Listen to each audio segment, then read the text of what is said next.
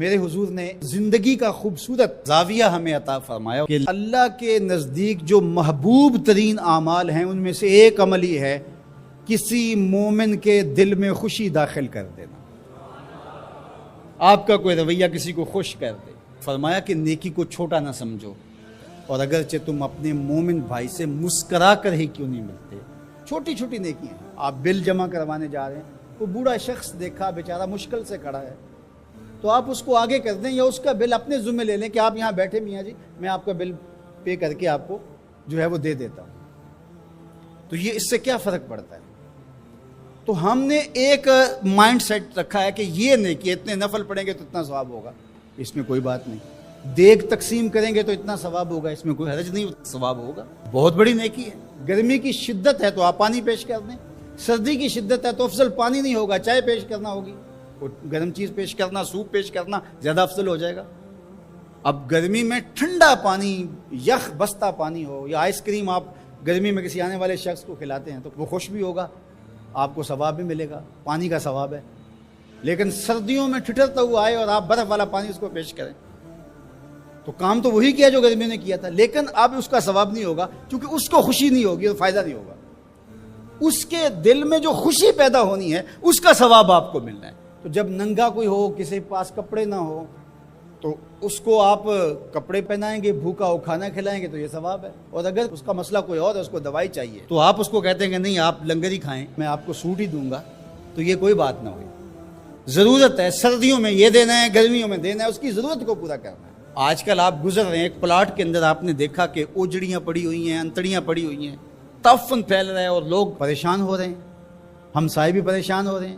ان کے ہاں شعور کی کمی ہے، یا ان کے پاس رقم نہیں ہے، یا کسی وجہ سے وہ اٹھانے سے قاصر ہیں کہ وہ اٹھائے ایک دوسرے پہ ڈال رہے ہیں.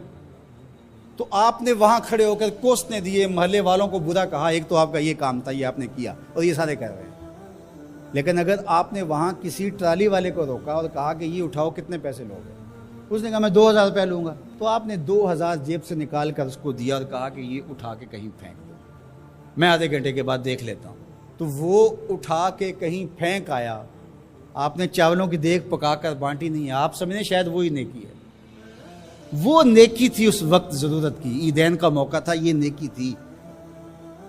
تو یہ چھوٹے چھوٹے بظاہر کام ہوتے ہیں جس سے لوگوں کو فائدہ ہو، اللہ کی مخلوق کو فائدہ پہنچے، لوگوں کو راحت پہنچے. میرا ایک ملنے والا دوست ہے، تو وہ ٹرین پہ جا رہا تھا، پشاوری چپل اس نے پہنی ہوئی تھی، تو وہ دروازے میں کھڑا تھا، تو اچانک وہ ڈھیلی ہوئی تو اس کی چپل گر گئی. تو اس نے جلدی جلدی دوسرا جوتا اتار کر کے پھینک دیا. اس نے کہا کہ یہ میرے کام تو نہیں آئے گا اور وہ جو اٹھائے گا اس کے کام بھی نہیں آئے گا. تو کم از کم یہ جذبہ تھا جس نے فوری فیصلہ کیا، یہ جذبہ تھا کسی کے کام آنا چاہیے، تو اس نے جلدی سے دوسرا جو ہے وہ پیش کر دیا. قیامت کے دن ایک شخص کا نامہ اعمال تلے گا تو ایک ہی نیکی کم ہوگی، اگر ایک نیکی مل جاتی ہے تو پلڑا نیکیوں والا بھاری ہوگا. فرمایا جائے گا جاؤ کوئی دوسری نیکی لے آؤ. اب جس سے مانگے گا وہ کہے گا میں کیوں دوں، میں تو خود پھنسا ہوا. یوم یفر المرء من اخیہ وامہ وابیہ، ماں بھی بھاگے گی، بیٹا بھائی اپنی پڑی ہوگی سب کو، بیچارہ پریشان گھوم رہا ہوگا. ایک شخص پوچھے گا کیوں پریشان ہو، تو کہے گا کہ نامہ اعمال میں مجھے صرف ایک نیکی چاہیے، اور کاش دنیا پر اتنا وقت تھا کر لیتا، لیکن وہاں تو کر نہیں سکا اور آج کوئی دے نہیں رہا. اس نے کہا میرے پاس ایک ہی نیکی ہے، تو مجھے تو کچھ اس سے ملے گا نہیں، تو چل میں تجھے دان کرتا ہوں. تو وہ لا کے پلڑے میں رکھے گا تو پلڑا بھاری ہو جائے گا. تو آواز آئے گی کہ یہ کس نے تیرے پہ دان کیا؟ کہا ایک بندہ ملا، اس کے پاس ایک ہی نیکی تھی، اس نے وہ بھی دے دی. تو فرمایا تجھے تو بخشا اصول کے تحت کہ تیری نیکیاں زیادہ ہو گئیں، لیکن وہ میرے سے بڑا سخی نہیں، جاؤ بلاؤ، میں نے اس کی بھی مغفرت فرما دی. ایثار کا یہ فائدہ ہے.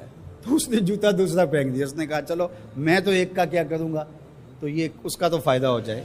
تو لوگوں کے لیے آسانیاں، لوگوں کے لیے سہولتیں، اللہ کی مخلوق کے لیے شفیق بن جاؤ، اللہ کی مخلوق کے لیے رحم کرنے والے بن جاؤ.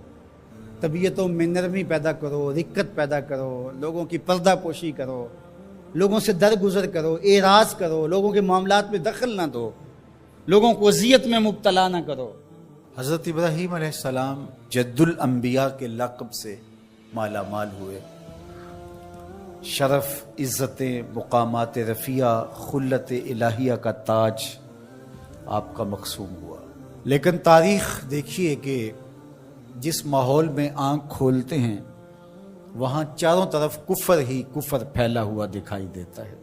جب یہ بڑے ہوئے، بلوغت کے قریب پہنچے تو لوگ بتوں کے آگے آسن مارے بیٹھے تھے، ان کے سامنے دست بستہ حاضر تھے اور دیر تک ان کی پوجا پاٹ کرتے تھے۔ وہ ایک میلے پہ جاتے تھے، سال میں 2 دفعہ شہر سے باہر ایک کشادہ میدان میں میلہ ٹھیلا کرتے تھے، اور جب 3 دن کے بعد واپس پلٹتے تو سب سے پہلے بت خانے میں ہی آتے اور بتوں کو سلام کرنے کے بعد پھر گھروں میں پلٹتے۔ یہ ان کا مزاج تھا۔ اب وہ میلہ دیکھنے گئے، حضرت ابراہیم علیہ السلام نے ہاتھ میں کلہاڑا پکڑا اور ان کے بڑے معبد، بڑے بت خانے کا رخ کیا، اور توحید کا واحد علم بردار ان بتوں پہ ٹوٹ پڑا۔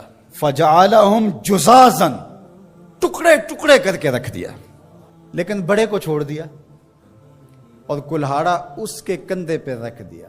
3 دن کے بعد جو واپس پلٹے تو سب سے پہلے وہ معبد میں جاتے تھے، جب جا کے دیکھا تو خداؤں کا تیا پانچا ہوا پڑا ہے، سر پہ ہاتھ رکھ لیا، رونے لگے، ہمارے ان خداؤں کے ساتھ یہ کس نے سلوک کیا، ہائے یہ خدا بھی مر گیا، یہ خدا بھی مر گیا، یہ بھی مر گیا، اور بے بسی کی تصویر بنے، چیخو پکار پڑ گئے، شاہی دربار تک چیخیں پہنچی، سارے آیان سلطنت کرسیاں بچھائے بیٹھ گئے، سوچ بچار کرنے لگے یہ کیا ہوا۔ من فعل ھذا بآلہتنا انہ لمن الظالمین، ہمارے خداؤں کے ساتھ یہ کس نے کیا؟ بڑا ظالم شخص ہے جس نے یہ کیا۔ بڑے قہر میں، جلال میں، نمرود بھی، چونکہ اسے لگتا تھا آج جو ہے وہ معبد کے جھوٹے خدا گرا دیے گئے ہیں اور کل یہی کلہاڑا میرے سینے میں بھی اترنے والا ہے۔ اسے اپنی جھوٹی خدائی بھی ڈولتی نظر آ رہی تھی۔ وہ کہنے لگا کون ہے جس نے ہمارے ان معبودوں کے ساتھ کیا؟ قالوا سمعنا فتى يذكرهم يقال له ابراہیم۔ تو کچھ لوگوں نے کہا ایک نوجوان ہے اس بستی میں جس کا نام ابراہیم ہے۔ بتوں کے خلاف اگر کوئی بات کرتا ہے تو پورے ماحول میں وہی کرتا ہے، پورے شہر میں وہی بتوں کی برائی کرتا ہے، ورنہ تو سب بتوں کے ماننے والے ہیں، پجاری ہیں۔ کہا سب لوگوں کو جمع کرو، آیان سلطنت بھی، وزراء بھی، مشیر بھی، عوام الناس کا جمع غفیر، کہا بلا کے لاؤ انہیں تاکہ لوگ اس بات کی گواہی دیں کہ واقعی یہ بتوں کے خلاف بات کرتا، اگر یہ بات ثابت ہو جائے تو پھر ہم کڑی سزا دیں گے، عبرت کا نشان بنائیں گے۔ اب ابراہیم علیہ السلام کو بلا بھیجا، کیا ہوا ہے؟ کہا جی آپ کو دربار شاہی میں بلایا جا رہا ہے، چلے چلتے ہیں۔ اللہ اکبر، توحید تو یہ ہے کہ خدا حشر میں کہہ دے یہ بندہ 2 عالم سے خفا میرے لیے تھا۔ تو حضرت خلیل جب پہنچے تو انہوں نے جاتے ہی حملہ کیا، قالوا انت فعلت ھذا بآلہتنا یا ابراہیم، ہمارے ان خداؤں کے ساتھ یہ سلوک ہے ابراہیم تم نے کیا ہے؟ تو انہوں نے بڑے زور سے جب دھماکہ خیز انداز سے پوچھا تو جناب ابراہیم نے کیا جواب دیا؟ قال بل فعلہ کبیرہم، بڑے نے کیا ہوگا، اسلحہ تو اسی سے برآمد ہوا ہے نا، یہ لڑ پڑے ہوں گے، یہ کہتا ہوگا میں بڑا ہوں اور چھوٹے مانتے نہیں ہوں گے، لڑائی ہوگی تو یہ بڑا تھا، اس نے سب کو کاٹ کے رکھ دیا، پوچھ لو اس سے، کلہاڑا بھی اس کے پاس ہے۔ پھر کہا چلو یہ نہیں بتاتا، یہ نہیں بتائے گا، بڑا پاپی یہ نہیں بتائے گا، لیکن چلو ان سے پوچھ لو تمہاری ٹانگیں کس نے کاٹی، تمہارے کان کس نے توڑے، تمہاری انگلیاں کس نے توڑی، تمہارے پیٹ کو کس نے چاک کیا، تمہارے دانت کس نے توڑے، ان سے پوچھ لو، یہ درد کی بپتا سنا دیں، دکھ کی کہانی سنا لیں، ان سے پوچھ کے مقدمہ درج کر لو، FIR کاٹ لو، پھر سمجھ آ جائے گی۔ اللہ اکبر، یہ اتنی سخت کاٹ تھی اور یہ وار کلہاڑے کے وار سے بھی سخت تھا۔ قرآن کہتا ہے کہ وہ اپنے گریبان میں جھانکنے لگے۔ اللہ اکبر، اندر سے آواز آ رہی تھی، ضمیر چیخ چیخ کے کہہ رہا تھا یہ معبود ہیں، ان کو ہم اپنا حاجت روا مان رہے ہیں اور ان کو اپنی ضرورتوں کا کفیل سمجھتے ہیں اور اللہ کے مقابلے میں کھڑا کیا ہوا ہے۔ ثم نکسوا علی رؤوسہم، پھر گردنوں کو جھکا لیا، آنکھیں نہیں ملا سکتے تھے جناب خلیل اللہ سے۔ یہ وہی لوگ ہیں جو چند لمحوں پہلے یہ کہہ رہے تھے انت فعلت ھذا بآلہتنا یا ابراہیم، ابراہیم ہمارے خداؤں کے ساتھ یہ سلوک تم نے کیا ہے۔ یہ کڑک کے جو بول رہے تھے، اب قرآن کہتا ہے کہ ان کے سر گھٹنوں پہ پڑے ہوئے تھے اور بول کیا رہے تھے؟ لقد علمت ما هؤلاء ينطقون، ابراہیم تو جانتا ہے نا یہ بیچارے بولتے نہیں ہیں۔ اللہ اکبر۔ اب اسی موقع پہ، اسی جگہ پہ حضرت ابراہیم ان کو لانا چاہتے تھے، یہ سب کچھ کیا اس لیے تھا۔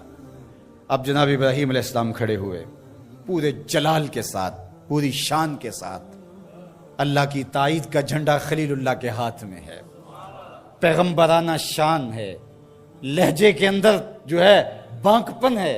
قالا افتعبدون من دون اللہ ما لا ينفعکم شیئا ولا یضرکم اف لکم ولما تعبدون من دون اللہ افلا تعقلون۔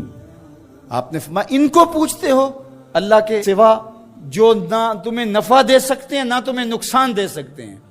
پھر اتنی زوردار ضرب کہ ان کے عقیدے پاش پاش ہو کے رہ گئے۔ اف لکم، توف ہے تمہارے اوپر، افسوس ہے تمہارے اوپر، وَلِمَا تَعْبُدُونَ مِن دُونِ اللَّهِ، اور ان پر بھی افسوس جن کو تم پوچھتے ہو، تمہارے میں عقل نہیں ہے؟ اللہ اکبر۔ اب کوئی دلیل آگے موجود نہیں تھی، اور جب دلیلیں ساکت ہو جائیں تو پھر لوگ جو ہیں وہ دوسرے انداز میں اتر آتے ہیں۔ اب انہوں نے کیا کہا؟ اگر کچھ کرنا چاہتے ہو تو ان کو جلاؤ، اس کے علاوہ کوئی راستہ نہیں۔ اب ایک چخا تیار ہونے لگی۔ اچھا، ایک شخص کو منظر نامے سے ہٹانے کے لیے تلوار کا ایک وار کافی نہیں تھا، لیکن وہ نشانی عبرت بنانا چاہتے تھے۔ بہت بڑا الاؤ آگ کا تیار کیا جانے لگا، جس میں مہینہ 2 مہینہ مسلسل اس کے اندر ایندھن ڈالا جاتا رہا۔ پھر جب اس کو آگ دی گئی تو ایسی آگ بھڑکی کہ کئی میلوں سے اس کے شعلے نظر آتے ہیں، اور کوئی افق سے گزرتا ہے پرندہ تو وہ بھی جل بھن کے کباب ہو کے اس کے اندر گر پڑتا ہے۔ اللہ اکبر۔ حضرت ابراہیم علیہ السلام بیٹھے ہیں، بدن کو جکڑ دیا گیا، منجنیق میں ڈال کر گھمانے لگے۔ حضرت جبرائیل امین نے عرض کی کہ اگر آپ کہیں تو رب کی بارگاہ میں عرض کروں یہ مشکل ٹل جائے۔ کہا مجھے آپ کی کوئی حاجت نہیں۔ تو کہا پھر آپ ہی تو واحد نشان ہیں توحید کا اس دنیا کے اوپر، تو آپ اللہ سے خود ہی عرض کر لیجئے۔ کہا مجھے ایک بات بتاؤ کہ ان کافروں کے دل میں کس نے ڈالا کہ مجھے جلایا جائے؟ کہا رب جلیل نے۔ کہا اگر جلیل کی یہ مرضی ہے تو خلیل کی بھی یہی مرضی ہے۔ جے سونا میرے دکھ وچ راضی، جے سونا میرے دکھ وچ راضی تے میں سکھ نو چلے ڈاواں۔ کہا اگر رب کی یہ مرضی ہے تو اس کے عبد کی بھی یہی مرضی ہے۔ اللہ اکبر۔ اب جب منجنیق کو گھما کر کے آگ میں ڈالا جانے لگا تو کارکنان قضاء و قدر کی چیخیں نکل گئی۔ حوران بہشتی نیچے جھک جھک کے دیکھ رہی تھی، مالک قیامت آنے والی۔ کہا میری قدرت کے رنگ دیکھو، فانوس بن کے جس کی حفاظت ہوا کرے، وہ شمع کیا بجھے جسے روشن خدا کرے۔ تو فرمان رب آگ کے نام آتا ہے، قلنا یا نارو کونی بردم و سلامن علی ابراہیم۔ ہم نے کہا آگ میرے ابراہیم پر سلامتی کی ٹھنڈی ہو جا، اتنی بھی ٹھنڈی نہ ہونا کہ میرے خلیل کو سردی لگنے لگ جائے۔ 40 یا 50 دن تک اس آگ کے اندر رہے، آگ بجھنے نہیں پا رہی تھی، اتنا بڑا الاؤ تھا، باہر آگ جل رہی تھی، اندر نسیم جنت کی بہاریں تھیں۔ جب آگ بجھنے لگی اور جب اس کے شعلے اوپر سے نیچے کی طرف آنے لگے، آہستہ آہستہ آگ بجھی اور جلتے ہوئے دہکتے ہوئے انگارے ہر طرف نظر آ رہے تھے۔ آپ اپنی جگہ سے نکلے اور انگاروں سے باہر یوں چل کے آئے جس طرح کوئی نازنین پھولوں پہ چل کے آتا۔ اللہ اکبر۔ یہ رب کی قدرت کے رنگ ہیں، وہ اپنے بندوں کی اس طرح حفاظت کرتا ہے۔ یہ کتنا بڑا امتحان تھا، ہنس کے دیا۔ لیکن پھر ایک ایسا امتحان بھی آیا، اگر کو ہمالیہ پہ ڈالا جائے تو اس کا پتا بھی پانی ہو جائے۔ لیکن ایک دن حضور گھر میں تشریف فرما تھے اور نیم داراز تھے، لیٹے ہوئے تھے، اور آپ کی مبارک پنڈلی سے کپڑا ہٹا ہوا تھا۔ مرد کا پردہ گھٹنوں سے لے کر کے ناف تک ہے۔ فاستاذن ابو بکر فاذن لہ، تو حضرت ابو بکر رضی اللہ تعالیٰ عنہ آئے، حضور نے کہا آ جائیے۔ وہو تلک الحال، اور آقا کریم اسی حالت میں بیٹھے ہوئے تھے۔ فتحدث، وہ بیٹھے اور حضور سے ہم کلام ہوئے۔ ثم استاذن عمر، پھر حضرت عمر آئے، انہوں نے اذن طلب کیا تو حضور نے کہا آ جائیے، اور حضور اسی حالت میں تشریف فرما رہے۔ فتحدث، وہ بھی بیٹھے اور گفتگو چلتی رہی۔ ثم استاذن عثمان، پھر حضرت عثمان کی آواز آئی، حضور میں اندر آ سکتا ہوں؟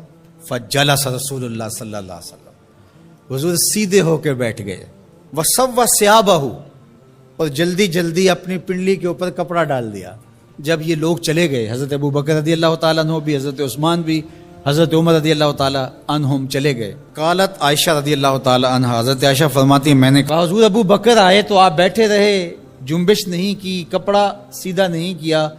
حضرت عمر آئے تو آپ اسی حالت میں رہے اور باتیں چلتی رہیں، لیکن جب عثمان آئے تو پھر آپ ایک دم اپنا کپڑا سیدھا کرنے لگے اور اٹھ کے بیٹھ گئے۔ تو سنو میرے حضور نے کیا جواب دیا، کہا میں اس سے حیا نہ کروں جس سے اللہ کے فرشتے بھی حیا کرتے ہیں۔ کتنا بد نصیب ہے جو حضرت عثمان غنی پہ زبان درازی کرتا ہے۔ یہ عثمان وہ ہیں جس سے اللہ کے فرشتے بھی حیا کرتے ہیں۔ اللہ اکبر، یہ عظمت حضرت عثمان غنی رضی اللہ تعالیٰ عنہ۔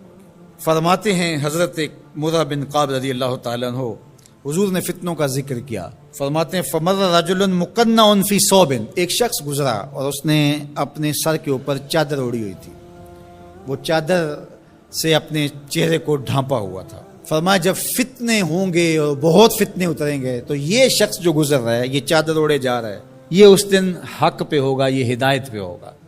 مرہ بن کعب کہتے ہیں میں دوڑا کہ میں دیکھوں یہ خوش نصیب کون ہے، تو جب نیڑے ہو کے دیکھا تو حضرت عثمان غنی رضی اللہ تعالیٰ، کیا تو میں نے حضرت عثمان غنی کے سر کو پکڑ کے حضور کی جانب ان کا رخ پھیرا۔ فقلت ھذا، میں نے کہا حضور یہ؟ کالا نام، کہا ہاں یہی۔ حضور نے حضرت عثمان غنی رضی اللہ تعالیٰ عنہ کی طرف اشارہ کر کے کہا جب فتنے بہت زیادہ ہو جائیں گے تو یہ شخص اس فتنوں کے زمانے میں مظلوماً شہید کیا جائے گا۔ تو حضرت عثمان غنی رضی اللہ تعالیٰ عنہ پر 40 دن تک پانی بن رہا، اپنے گھر میں معصور ہو کے رہ گئے، سخت اذیتیں کاٹیں۔ شہادت سے قبل آپ کی مبارک داڑھی کھینچی گئی، آپ کو اذیت پہنچائی گئی، اور آپ کی اہلیہ کے سامنے حضرت عثمان غنی رضی اللہ تعالیٰ عنہ کو شہید کیا گیا۔ تو حضرت عثمان غنی رضی اللہ تعالیٰ عنہ حضور علیہ السلام کے پیارے صحابی ہیں۔ حضور کی 2 صاحبزادیاں یکے بعد دیگر حضرت عثمان غنی رضی اللہ تعالیٰ عنہ کے نکاح میں آئیں۔ آپ کے بہت سارے نمایاں وصف ہیں جن میں حضور کا 2 مرتبہ داماد بننا، اور پھر فرمایا اگر میری اور بھی صاحبزادیاں ہوتی تو میں عثمان سے نکاح کر دیتا، اور پھر ذوالہجرتین 2 ہجرتیں حبشہ کی جانب اور مدینہ المنورہ کی جانب، پھر شہادت کا اعزاز، اولین مسلمانوں میں ان کا شمار ہے، 10 مبشرہ میں ان کا شمار ہے، 4 خلفائے راشدین کے اندر ان کا 3را نمبر ہے، جمع قرآن اور نشر قرآن کی سعادت اللہ نے ان کے حصے میں رکھی۔ آپ کے اوصاف میں سے 2 وصف بہت نمایاں ہیں، ایک تو آپ کا سخی ہونا، دوسرا آپ کا وصف نمایاں حیا تھا۔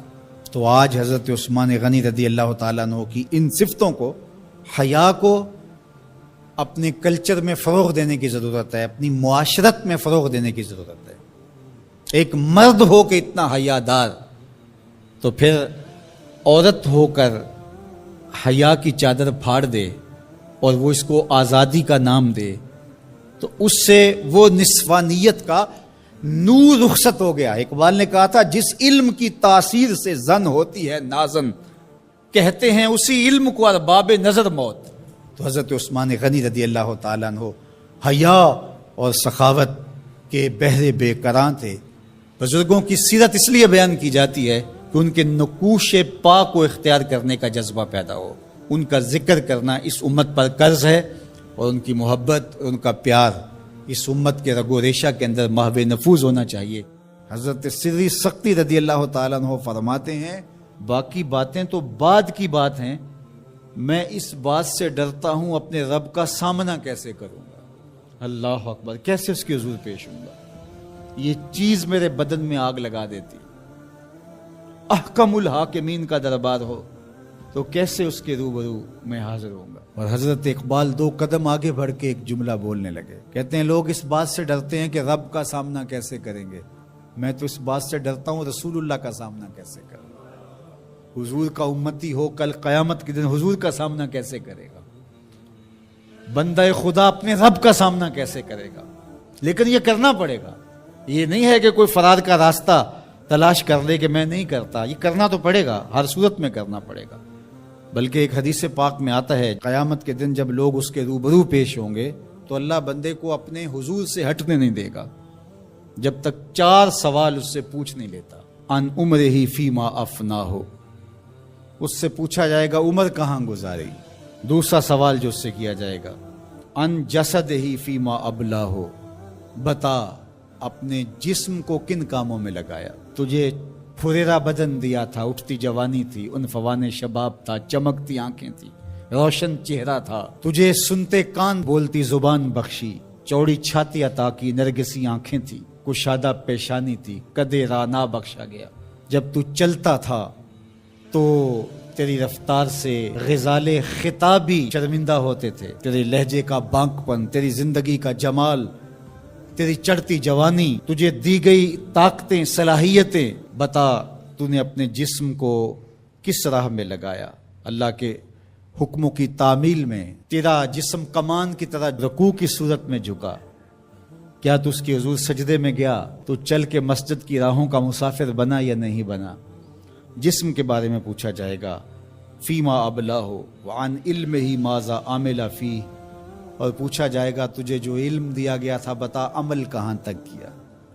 صرف تقریریں ہی تو نہیں کی، لوگوں کو سمجھاتا رہا اور خود کورے کا کورا رہا، لوگوں کو عمل کی دعوت دیتا رہا اور اپنا من گندا اور میلا ہی رہا، لوگوں کو تلقین کرتا رہا لیکن خود اس پر عمل پیرا ہوا یا نہ ہوا۔ چوتھا سوال جو بندے سے کیا جائے گا وہ ان مال ہی من این اکتسبہ وفیما انفقہ، بتا مال کمایا کیسے اور یہ بھی بتا مال خرچ کہاں کیا۔ مال کے بارے میں 2 سوال ہوں گے، کمایا کہاں اور خرچ کہاں کیا۔ تو اللہ جل شانہ کا سامنا تو کرنا پڑے گا اور ایک وقت آنا ہے کہ تو اپنے رب سے ملاقات کرنی ہے۔ ارشاد فرمایا کہ اذا احب عبدی لقائی احببت لقاءہ وَإِذَا كَرِهَ لِقَائِي كَرِهْتُ لِقَاءَهُ، جب میرا بندہ مجھ سے ملنے کی چاہت رکھتا ہے تو میں بھی اس سے ملنے کی چاہت رکھتا ہوں۔ پھر وہ ملاقات تو پھر زندگی کی آرزو ہے کہ میں اس کے حضور جاؤں، لیکن اچھے اعمال کا ذخیرہ ہوگا تو پھر ملنے کی آرزویں ہوں گی۔ گناہوں کا بوجھ ہو تو پھر ملنے کی تمنا ہی نہیں ہوتی۔ جو اشتہاری ہوتے ہیں وہ تو شہر سے گریز کر کے پردے میں گزرتے ہیں، تھانے کے آگے سے کیسے گزریں گے؟ جن کے ذمہ جرم کوئی نہیں ہوتا تو ان کو کوئی پرواہ نہیں ہوتی ہے، اللہ کی پکڑ سے کوئی بچ تو نہیں پائے گا، لیکن جنہوں نے اللہ کی رضا کے لیے زندگی بسر کی ہوگی، اللہ جل شانہ سے ملاقات کا شوق انہیں کشاں کشاں اس کی دہلیز پہ لے جائے گا۔ تو کہا یا ایھا الانسان انک کادح الی ربک کدحا فملاقی، تو اس سے ملاقات تو کرنے والا ہی ہے، کرے گا تو صحیح، لیکن ملاقات کی کیفیت کیا ہوگی، حالت کیا ہوگی، صورت کیا ہوگی، اب یہ تیرے اعمال کے مطابق تجھے پتہ چلے گا کہ تو کہاں کھڑا ہے۔ تو اپنی مختصر زندگی کو مالک کی راہوں پہ ڈال دیں۔ یہ زندگی ایک بار ہی ملی ہے، دوبارہ نہیں ملنی۔ یہ اس وقت ڈاڈا پچھتاوا ہوگا، لوگ کہیں گے یا اللہ ایک بار بھیج دے بس، اب تو آنکھوں سے سب کچھ دیکھ لیا، دوبارہ تو سر سجدے سے نہیں اٹھائیں گے۔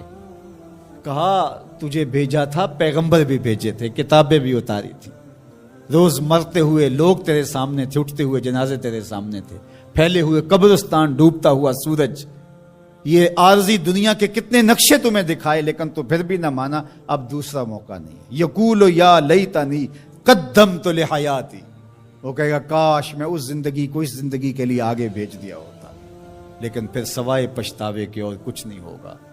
کمایا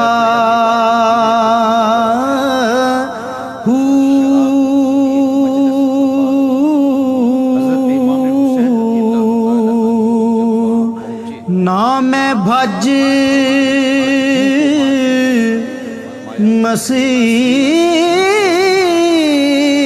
مسیتی وڑیا نا تسبا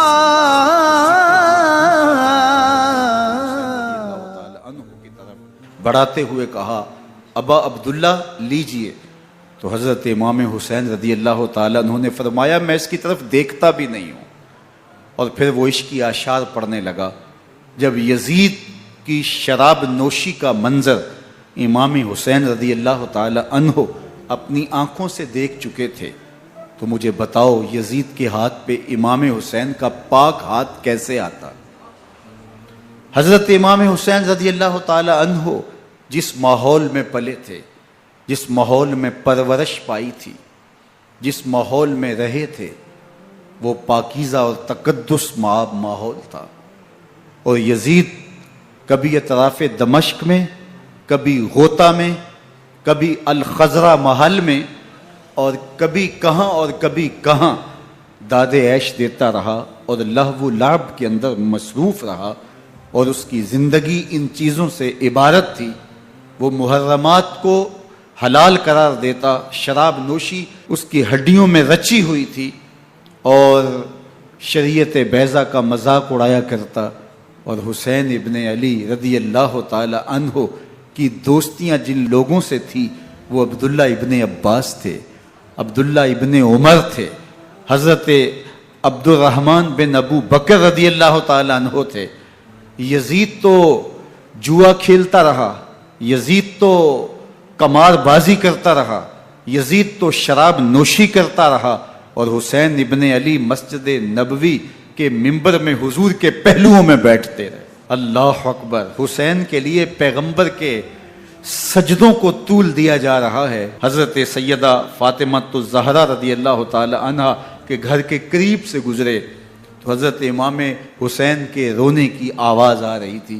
تو آقا کریم علیہ السلام نے فرمایا کہ فاطمہ حسین کو چپ کرواؤ. اللہ تعالیٰ انا بقاءہ یوزینی، تو جانتی نہیں حسین کا رونا مجھے دکھ دیتا ہے. حسین ابن علی کو حضور رونے نہیں دیتے تھے، ان کو دکھی نہیں ہونے دیتے تھے، کیونکہ رسول اللہ صلی اللہ علیہ وسلم جانتے تھے کہ یہ کتنے دکھ سہے گا، کتنی تکلیفوں سے گزرے گا اور کتنے مصائب سہے گا. زمانے نے وہ گھڑیاں بھی دیکھیں کہ حضرت حذیفہ بن یمان رضی اللہ تعالیٰ عنہ فرماتے ہیں کہ میں حضور کی خدمت میں نماز مغرب کی ادائیگی کے لیے حاضر ہوا، اور میں نے یہ اجازت خاص طور پہ اپنی ماں سے اس شرط پہ لی تھی کہ امی آپ مجھے اجازت دیں، میں حضور کی خدمت میں حاضر ہوتا ہوں، مغرب کی نماز بھی ادا کروں گا، اور پھر حضور سے عرض کروں گا حضور میرے لیے اور میری ماں کے لیے بخشش کی دعا کر دیجئے. ماں نے اس شرط پہ اجازت دے دی اور میں حضور کی خدمت میں آ گیا.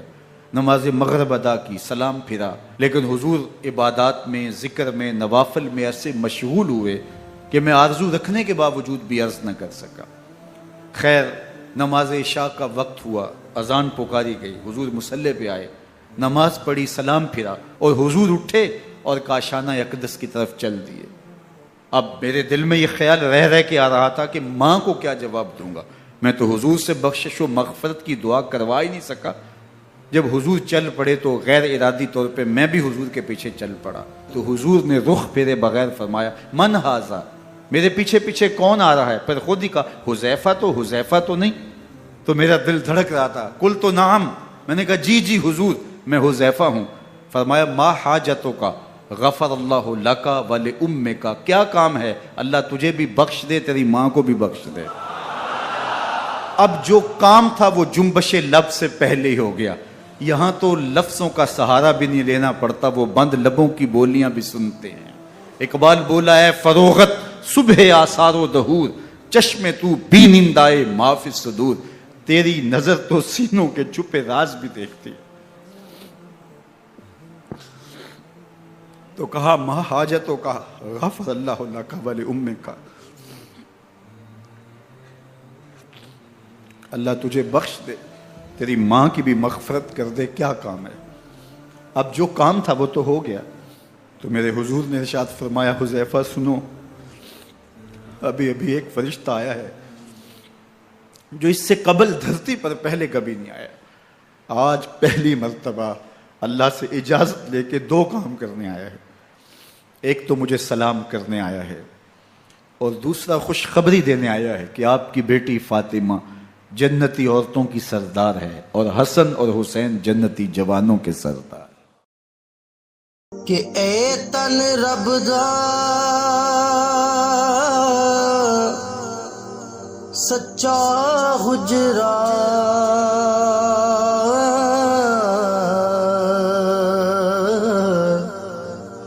تے کھڑیا با